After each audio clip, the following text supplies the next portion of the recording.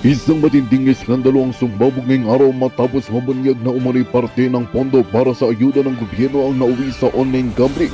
Sa gitna ng investigasyon, lumitaw ang pangalan ni House Speaker Martin Tambaloslos na umano'y direktang may kinalaman sa ilang iligal na paggalaw ng pondo. Ayon sa mga ulat, bilyong piso dapat sana'y na ipamahagi sa mga nangangailangang Pilipino ang ipinuhunan umano sa mga online betting platforms. Sumiklab ang galit ng publiko sa social media at sa iba't ibang sektor ng lipunan na nananawagan ng agarang investigasyon at pagsasampa ng kaso. Ayon sa ilang mambabatas at watchdogs groups, ito na raw ang sukdulan ng kawalang hiyaan sa gitna ng kahirapang nararanasan ng mga Pilipino. Dagdag pa nila, ang bawat sentimong ninakaw mula sa ayuda ay katumbas ng pagkain at kabuhayan na ipinagkait sa mga mahihirap. Samantala, nananatiling tikong ang bibig ng kampo ni Speaker Tamba sa mga aligasyon. Wala pang opisyal na pahayag mula sa Malacanang, ngunit inaasahan ng publiko na hindi ito papalampasin ng mga kinauukulan. Patuloy naming babantayan ng isyong ito at ihatid sa inyong pinakabagong mga detalye sa paghaharap ng katarungan dito lamang sa aming himpilan. At yan nga ang balitang ating pakakatutukan. Ngunit bago ang lahat, siguraduhin mag-subscribe at i-hit ang notification bell para sa patuloy na pagtutok sa mga sulyap ng bagong balita dito lamang sa tunay na boses ng masa.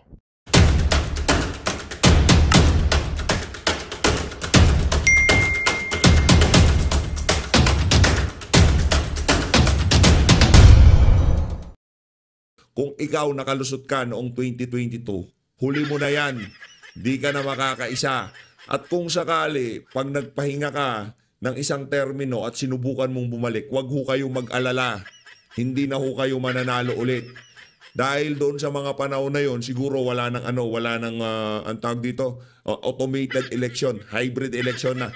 Alam mo Risa, nanalo ka lang naman.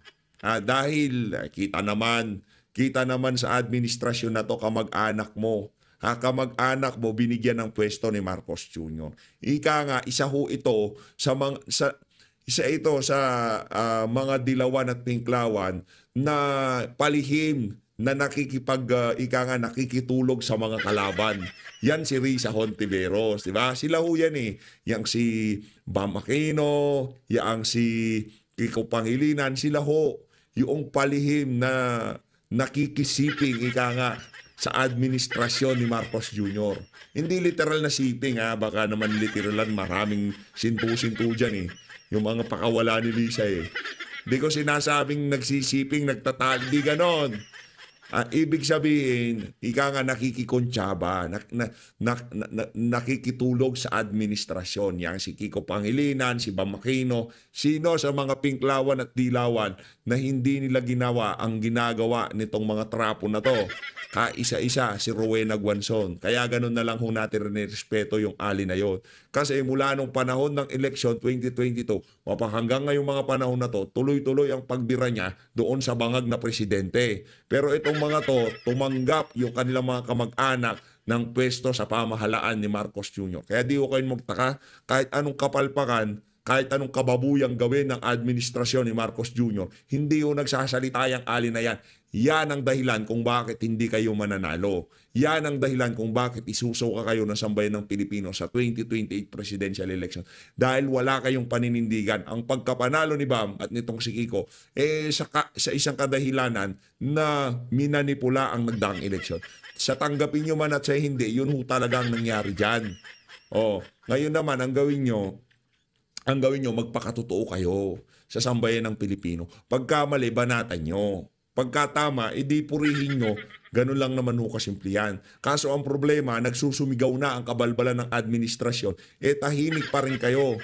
Ano nga asahan nyo sa mga kababayan natin? Pupurihin kayo. Mga loko-loko, ito mga kababayan, dito na ho tayo kay Senator Mig Zubiri. Ilagay lang natin dito si Risa Hontiveros. Dahil itong Hontiveros na to, malaking salot ho ito sa gobyerno. Malaking salot ho ito sa sambayan ng Pilipino. Kung gusto nyong umayos ang pamahalaan, tanggalin itong ali na to. Kasi perwisyo ho yan, sa totoo lang. Napakalaking perwisyo ho ang inabot ng sambayan ng Pilipino dito sa ali na to. Ano bang ginagawa niya ngayon sa Senado? Mali. Siguro ngayong mga panahon na to, ititigil niya na yung kakaimbestigan niya. Dahil bawat ihaharap niyang witness dyan, tatanungin natin siya. Sigurado ho kayo, madam, after 1 year, hindi babaliktad yan, ha? Baka maya-maya, iba naman sabihin niya pagkatapos ng isang taon, di ba? Kagaya nitong si alias Rene. Dito na ho tayo kay Mig Zubiri. Kaka-content natin kay virus, na-virus ho tayo. Anak na to. Kaya na nga ba sinasabi natin? Uso ho, uso eh. Pati itong si Senator Mix, nakikiuso siya. Pakinggan nyo ho yung boses niya. Pakinggan nyo. Game. 10 bills sa 20th Congress. Ito po ay ang number one. No? Number one advocacy that we'll be fighting for in the 20th Congress is the Anti-Online Gambling Act. And also the 100 peso minimum wage hike. Itutuloy po natin ito. Yung Department of Disaster Resilience, yung National Land Use Act, National Water Resources Act, National Defense Act, yung Revised Philippine Coast Guard Law, Barangay Health Workers Act, Magna Carta for Barangays, at ang Secrecy of Bank Deposits Law. Unang-una po sa aking listahan ang Anti-Online Gambling Act kung saan maglalagay po tayo ng blanket ban sa lahat ng uri ng online gambling. Hindi na po ito basta regulation, total ban na po ito. Para tuluyan na natin matigil ang online gambling na umuubos ng pera ng ating mga kababayan mula sa iba't ibang sektor. And similar to how we banned isabong, similar how we banned Pogo, ito ay magandang hakbang para matanggal na po itong addiction sa ating mga kababayan. From our elderly to our children, it is so easy to fall victim to the silent epidemic of online gambling. Anyone can easily fake their identities and their ages online. Kahit mga minor de edad, kayang gamitin ang mga online banking accounts at e-wallets ng kanilang mga magulang para makataya sa mga online gambling sites na ito. At dahil madaling gamitin at nakaka-addict laruin, talagang nalululong po ang ating mga kababayan dito sa online gambling na to, lalong-lalo na ang mga kabataan. At sino naman hindi ma-addict? All over the internet and along our busiest highways, our biggest celebrities are promoting online gambling with colorful, shiny. Shout out kay Big Soto, asawa ni Tito Soto. Taga-promote ng sugal yan si Tito Soto. Mali. Big Soto pala, sorry. Big Soto, senador yung kapatid mo, nagpo-promote ka ng sugal, di ka ba nahiya? Advertisements that deceive our people into thinking that these games are nothing but harmless fun. Na masayang ilaro itong mga games na ito. Pero hindi lang oras ang nauubos dito, kundi life savings ng ating mga kababayan. Kaya dapat na po natin ipagbawal ito kahit ang mga authorized online games ng PAGCOR. The taxes earned are not worth the social cost. Nasisira na po ang buhay ng ating mga kababayan. Nag-aaway-away na po ang ating mga pamilya. Tumataas ang kaso ng krimen. Nababaon na sa gabundok na utang ang manggagawang Pilipino, which then severely affects their mental health. Marami na rin pong kaso ng suicides related to gambling debts. And allow me to read the message from our mayor from Kibawe, Bukidnon. He said here, because nakita po niya yung post ko, babasahin ko munang Bisaya, na diri bro, nagpusta, teenager, online gambling, napildi, natalo ng 100 pesos, gisave sa iyang parents. So, tinago po, no, savings po ng kanyang mga tatay at nanay. Siguro less fortunate po ito under living, just below the poverty line. Less than a month, 100 pesos. 100 pesos lamang. Less than a month, ito po yung message sa akin. Not 100,000, 100 No, pesos. 100 pesos. Less than a month, napusta po siya, wala kay pildi man. Naulaw siya sa iyang parents, naghikog, nag-suicide. Imagine 100 pesos, then less than a month, nagpusta ulit siya, natalo, yung bata, nag-suicide. No, this is a true story. And then I said, normal kayo mga bata na 16 years old, varsity. This is the kid that killed himself. I'm not, of course, allowed to mention his name for their privacy. But normal kayo nga bata, 16 years old, varsity player, 1 week before nag-start game, July 12, nagpakamatay, nagpahikog, o kanang naghikog, yung bigti ba? Kay ulaw kaayo sa iyang mga parents, ulaw, nahiya po siya sa kanyang mga magulang. Kaya, Kasi ang problema, pinadali ng administrasyon ni Marcos Jr. ang pagka-cash in dito sa mga playtime na to. Ha? Napakadali. GCash lang. Tapos may cash in ka na. Ang dali yung mag-cash in mga kababayan. Kaya tayo di naman ho tayo nagsusugal. Kasi nakakasira ho ng buhay yan. Anak ng tokwan, tagal mong pinagtrabahuan ng pera tapos isusugal mo lang. Kung ano ang binigay, makontento. Huwag ka na mag-isip na, ay baka dumami pa. O baka may pang ano pa ako na ganito, pag ganyan pa ako. Alam naman nun natin na talagang yung iba natin mga kababayan, diyan na kumakapit dahil napakaliit ng sweldo. Diba? Ano yan? Kumbaga, naiintindihan naman nun natin yan. Kaso, ang problema, dahil nga pinadali ng administrasyon na to ang proseso sa pagsusugal, na sila kumbaga ang bilis nilang mainganyong magsugal kasi nilagay mo lang sa digital ang tawag dito app mo na transfer mo, ang bilis lang. Ang bilis mag-cash in, hindi kagaya nung kailangan mo pang pumunta sa ganito, bumili ng ganyan, tapos ipalit mo sa ganito para ka makapaglaro. Ngayon hindi na ho. Konektado sa iyong digital wallet o yung digital wallet mo, makakapag-cash in ka ng diretso. Yun ho ang problema natin dito. 'Di ba? Wala naman tayong problema na merong online gambling na sugal-sugal. Okay lang 'yan. Pero wag naman ho sana yung tipong parang lang talaga, parang games lang sa apps lang na ida-download mo tapos maglalaro ka na. Ganun ho kadali. Okay lang, magsugal kayo, walang problema. Pero yung tipong wag niyo namang gawin na ang pamahalaan na to, wag nyo namang gawin na tipong accessible kahit batang maliit makakapagsugal. Ang dali, sobrang dali ho. Hindi pa natin sinubukan. Yung mga social media influencer, nagpo-promote ng sugal. Dapat yan ang abulin ng ng mga otoridad eh. 'Di ba? Ang laki ng bayad sa mga yan. Tayo ho ino-operan dito. 150 to 350,000 mag-promote ng sugal. Pagka umabot ng 200,000, 300,000 views, mas malaki po ang bayad. Meron nga email sa atin, 350,000 to 400,000 mag-promote ng sugal.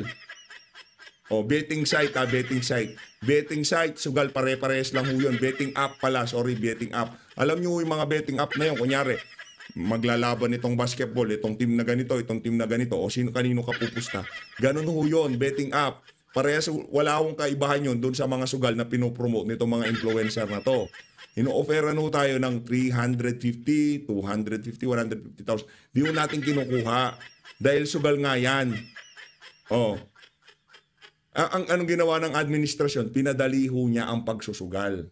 Tinanggal nila yung online sabong, tinanggal nila ang pogo. Ang ginawa ho na, pinasugal nila ang sambayan ng Pilipino, anak ng toko, asintu-sintu talaga itong these are administrasyon true na to. stories. We're not making this up. So sir, considering na rampant na yung online gaming, hindi na pwedeng i-regulate lang, talagang total ban ang isusulong na. Total ban. Ang problema kasi dito sa addiction na ito, apektadong lahat eh. Alam mo, unlike other addictions. For example, alcoholism. Yung tao lamang pong iinom at siya lang ang Malalasing. mapapahamak Oo. at kung nagkasakit at cirrhosis, siyang namamatay. Siyang Dito mamamatay. sa online Yun. gambling, Buong let's face pamilya it, yan eh. pondo ng pamilyang ginagamit ng mga pumupusta. Correct. Naalala ko po yung post ni Kyle Jennerman, yung si Kulas, Becoming Kulas. Filipino. Nagkita po kami, nung isang araw lamang, nag-lunch po kami, at kinikwento nga niya sa akin kung gaano kalungkot siya na nakikita po niya yung jeepney driver habang kumukuha ng bayad ay naglalaro po ng scatter. Itong, Grabe. ano ba yan, yung parang slot machine. At nakikita niya, pindot ng driver, natatalo. Kasi pag nagpipindot ka, hindi ka na nanalo, pindot ulit siya at 10 peso increments. So sabi niya sa akin, that whole 30-minute stretch, mga 500 pesos ang natalo ng driver na habang naglalaro nitong scatter na ito. So imagine, 500 pesos you lose that, yan ang income mo sa isang buong araw na pagbiyahe. Ang hindi ko kasi maintindihan ng ating mga kababayan, the mere fact na nagpunta ka sa betting app o application man yan, talo na ho kayo kagad. Kasi yung odds doon, paborable doon sa application na linalaro nyo. Hindi naman ho ginawa yan para kumita kayo. Ginawa ho yan para kunin nila yung pera nyo. Yung odds ho, halimbawa, ganito, pumunta kayo sa casino, automatic talo na kayo sa pagpunta nyo pa lang sa casino. The mere fact na nagpunta kayo doon, yung pagpasok nyo doon sa establishmentong na yon, ang odds dyan, paborable sa house. Hindi naman ho sa inyo. Lahat ng laro doon, kahit sabihin nyo pa na ang daming nanalo dyan dahil, hindi ho, laging paborable yan. Ginawa yung mga laro na yan na mas mataas ang tsansa na manalo ng nagpapalaro.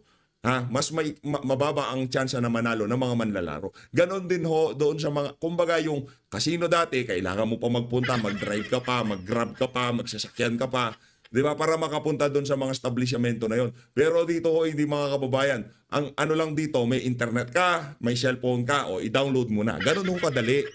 At sa casino, merong minimum yan, 'di ba? Yung chips niyan bibili ka o merong minimum, hindi pwede yung pa 10 piso diyan. 'Di ba? Ang minimum, let's say 500, 1,000, 'di ba? Ganun yung mga minimum diyan Tapos alam ko meron bang tagwa 100 na chips? Hindi ko alam, pero meron silang minimum. Pero dito ho mga kababayan, kahit 50 pesos lang pera mo, pwede mong ipasok diyan sa visit na app na 'yan. Ilang pindot lang 'yan, ubos 'yan sigurado. Kasi hindi naman ginawa yan para manalo kayo. Huwag kayong ginawa yan para kunin nila yung pera nyo. Yung playtime, yung pinopromote nitong si Bossing Dick. Nako, sabihin ko sa inyo, yung odds dyan, paborable doon sa application, doon sa gumawa sa laro. Hindi naman sa mga naglalaro. Huwag mo kayong yung mga pinopromote ng mga influencer na kayo, but ito, laki nanalo, 300,000, 200,000. Yun yung mga account ng mga naglalaro na yon, binigay ho yun noong mga nagpapapromote sa kanila. Para makita ng mga nanonood sa kanila, ang bilis manalo, ang galing manalo. Pero hindi naman totoo yung mga account na yun. Hindi totoong pera. Anak ng tokwa, ipopromote ko, babayaran mo ko, let's say 2 million. Ipopromote exclusive, dyan lang ako sa Playtime. Hindi ako magpopromote ng ibang betting app o online gambling app. Di ba? Exclusive. Tapos tapos yung binigay mong pera sa akin, ipapasok ko doon sa laro. Ano ako, tanga? Binayaran mo na nga ako ng 2 million, isusugol ko pa. Di ba? Logic. Gamitin nyo ho yung mga sentido común nyo. Alam ko naman mga kasama natin dito sa PH Update, di nagsusugal yan. Palakpakan, yung mga nag-scatter dyan Di nagsusugal yung mga kasama natin dito sa PH Update. Halimbawa, okay, influencer ako. Babayaran mo ako ng 300,000 sa isang video, 250, 150. Depende sa makukuha ang views ng video na isisingit ko yung advertisement mo. Babayaran mo 300,000 piso. Ngayon ang gagawin ko, yung 300 ipapasok ko sa application mo. Ano ako, tanga? Wag ko kayong maniwala doon sa mga influencer na nag-i-scatter sila, pindot-pindot sila, di ba? Tapos biglang mayroong lalabas na pera. Kalokohan ho yun. Yung mga kababayan naman ho natin, di naman ho natin masisi dahil sa hirap nga ng buhay, pero gamitin ho natin ang ating sentido común. Kung yan binabayaran at yung account niya mayat maya kumikita, meron nung ibig sabihin yun. Iniinganyo kayo na subukan yung linalaro niya, sa gayong paraan, lahat ng pinambayad nila doon sa influencer na yun, babawiin nila doon sa lahat ng nanonood sa kanila. Kaya pagka ang influencer nagsusugal at hinihikayat kayong magsugal, i-unfollow nyo yan. Kasi ibig sabihin, wala ho siyang pakialam sa inyo. Hindi naman follower ang tingin niya sa inyo. Ang tingin niya sa inyo, pera na pwede niyang utuin at ibigay yung pera niyo doon sa mga nagbayad sa kanila. Maraming magagalit sa atin ito. Okay. Na dapat sana binigay mo na sa mga anak niyo yan, sa asawa mo, para mabayaran ang pangangailangan sa bahay. At kaya, ako, I'm going to make this an advocacy of mine. It's not enough to do regulation kasi nakita mo naman na yun lalabas yung that's why na-late ako ng konti dahil gusto ko makita mismo, ako mismo sarili kong makita, saksihan itong online gaming na ito. It is so easy to enter the online gaming sites. Yeah, And pag may verified GCash account ka, agad-agad, automatic, makapasok ka na. Makakataya ka na. Regardless kung anong edad mo. Nakalagay lang doon, you must be 18 years old, you must know the ills of gambling. May konting pabala lang. Tapos, Sugal press, na. I agree. Pag pinindot mo na yung I agree na yan, pasok ka na kaagad. Laro ka Yung. na. Na walang verification kung 18-year-old nga ba yun, sir? Oo, actually 21 dapat, but walang verification. Well, kasi yung ginamit natin GCash ay adult naman, no? Kasi yung GCash meron naman silang, in fairness sa GCash meron naman silang verification method. But what people are doing to circumvent this is basically sometimes hinihiram nila ang may 21 na edad, di ba? Babayaran nila, they use the money, or sometimes they put up fake GCash accounts. And we've seen it happen because ang dami-dami pong scams, no? Since Senator Grace po passed the SIM registration, ang dami pa rin online scams. So, nakakalusot pa rin sila. So, it is still easy for them to be able to get a GCash account, a PayMaya account, or all kinds of e-wallets to play these games. The child that I mentioned na nag-suicide, that is just one of several thousands that are happening as we speak. No? Yung mga riders, mga farm workers po namin sa Bukidnon. Tinanong ko, out of 45 of our farm workers sa Bukidnon, almost half of them may accounts dito sa... Naglalaro sila, almost half. So, tinatanong ko sa kanila. Sabi ko, anong ginagawa? Ba't kayo naglalaro? Panglibang lang po, pang relax lang. Pero tinatanong ko, they lose an average of 500 to 1,000 pesos. Minimum, agricultural minimum wage earners ito. Di ba? Na-addict na. Hindi, tapos mamimigay tayo ng ayuda. Di ba, Sen? Di ba, mamimigay tayo ng ayuda ng AKAP, tupad, di ba? Ganon ginagawa nila. Tapos yung mga makakatanggap ng tupad, sa pag-aakala na mananalo sila dyan sa visit na online gambling na yan, lahat ng nakuha nila sa tupad, ika-cash in nila. Dyan sa AKAP, dyan sa kung ano mang visit na ayuda yan. Di ba? Ganon nung nangyayari dito. Wag ho kayo gamitin ho natin, ngayong mga panahon na to, kailangan natin gamitin yung ating mga sentido komon. Yung mga pinapanood natin sa online, yung mga vlogger na, ito, ang bilis lang palang nanalo. Patulog na lang ako, nanalo pa ako ng ganito. Kabalbalan ho yun. Huwag ho kayong manalo at maniwala doon. Ngayon, kapit sa patalim ang mga kababayan natin, kasi yung mga, mga online app na yan, yung mga betting app na yan, kahit 10 piso lang, basta makuha nila sa'yo, okay lang. Di ba? Sabi pa nila, mag-cash in ka lang ng 50 pesos, okay na yan. Kasi alam noong anong tawag dito, ng app, na yung 50 pesos na yun, pagka-cash in mo, automatic sa kanila na yun. Lahat ng pinagbayad nila doon sa influencer na yun, bawing-bawi na ho sila. Manunood doon, halimbawa, 500,000. 200,000 na lang ang nauto nitong si influencer na to na mukhang di natin malaman kung anong pagmumukha niya. Mag-cash in ka lang ng 50 pesos. Tapos, times, let's say, 150,000. Nanunood 7.5 million pa rin ho yun, mga kababayan. Ibabayad lang nila sa influencer, let's say 2 million, exclusive. Wala ka nang ipopromote na betting app, di ba? O gambling app, wala na. Mag-cash in lang kayo ng 50 pesos tapos screenshot nyo, isend nyo sa akin. Nauto. Doon sa nanood sa kanyang 1 milyon, nauto nasa 150,000 lang halimbawa nag-cash in. Dahil may parapolis tong si Kumag bibigyan ko kayo ng 1,000 pesos. Isend nyo lang sa akin na nag-cash in kayo ng 50 pesos. Yung betting app magkano nakuha? 7.5 million pesos. Gamitin ho natin ang ating mga sentido komon. There's no such thing as easy money. Wala akong ganon. Kailangan paghirapan, pagtrabahuhan. Walang easy money dito sa mundo na to. Kahit nga yung mga kalapating mababang lipad, di ba? Pinaghihirapan ho nila yan. Lahat ho, kailangan paghirapan. Hindi pwedeng kunin ng ganon-ganon na lamang. Ngayon, pagka nangako sa'yo yan, ika nga, ika nga, too good to be true, ika nga ni Tatay Digong, mag-isip na ho kayo dyan. Pagka too good to be true yan, run as fast as you can, ika nga. Huwag kang lilingon dahil mayayari ka, ma-i-scam ka ng mga walang yung vlogger na yan. Magkano lang naman yung kanilang disposable income? Kaya, Ito for awareness to ha, wala akong binabanatan dito. Baka sabihin, uy, binabanatan niya si ganito, binabanatan niya si ganito. For awareness. Yung mga kasama kasi natin dito sa PH Update, mahal ko yung mga yan. Ayaw ko silang ika nga malulong sa ipinagbabawal na ika nga sugal, di ba? Mahal ho natin yung mga subscriber natin. Hindi ho natin sila pinapasugal dito. Wag ho kayo magsugal. Masama ho yan. Nakakasira ho yan ng buhay. Di ba? Kahit sabihin nyo, lalo na yung online. Pagka na isang daan kayo dyan, mindset nyo, babawiin ko yung isang daan ko. Wala na kayo na trabaho, sa kakaisip nyo dun sa isang daan nyo, kung magtatrabaho naman kayo, napakabilis nyo mabawi yun. Ganun nung nangyayari dyan. O Brad, pautang naman ako 1,000. Bawiin ko lang yung natalong 500. Matatalo yung 1,000, doon na kayo mababaon sa bullshit na sugal na yan. balita sa Share, like and share.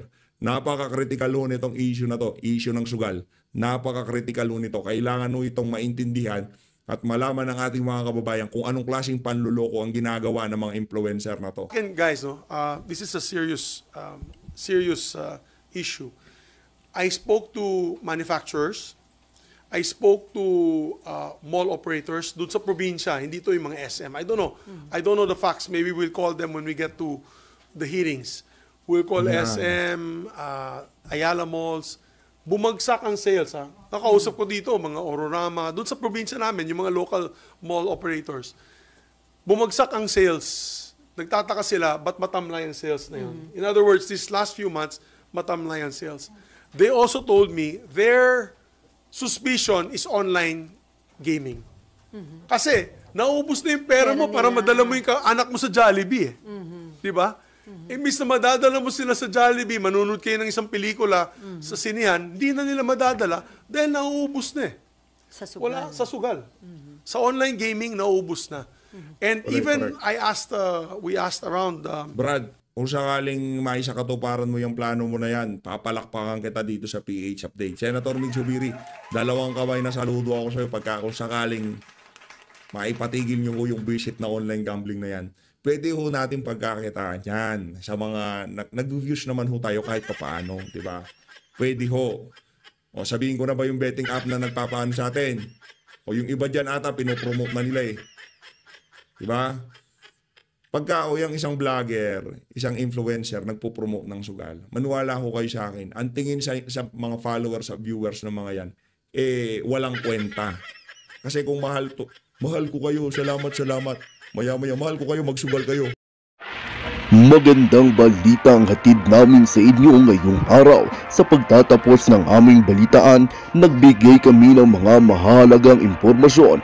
Maraming salamat sa pagtutok at pagsuporta sa aming programa. Huwag kalimutang manatili sa mga susunod na araw para sa mga bagong balita at mga kwento na dapat nating abangan.